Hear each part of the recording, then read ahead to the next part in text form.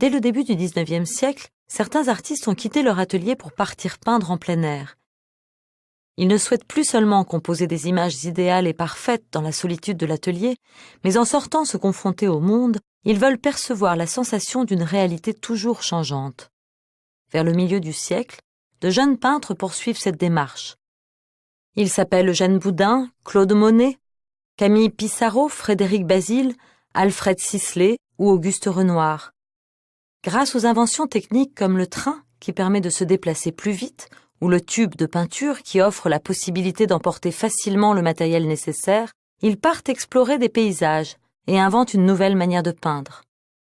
Ils se veulent réalistes et cherchent à saisir la sensation immédiate à peindre l'éphémère. Parfois, ils réalisent même des séries de tableaux à partir d'un même motif pour rendre compte des variations de lumière.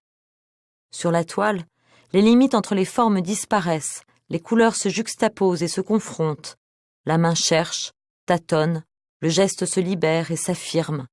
Et comme tout change à tout instant, il faut peindre vite. Mais que peignent-ils alors?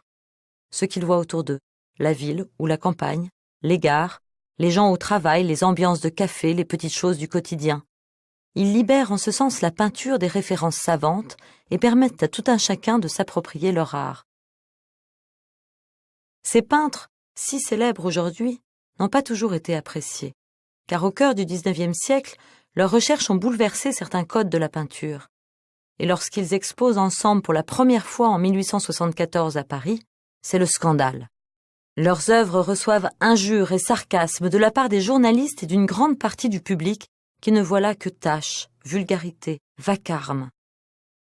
Il faudra attendre 2 décennies et l'engouement de certains marchands d'art et collectionneurs pour que ces artistes soient reconnus à leur juste valeur.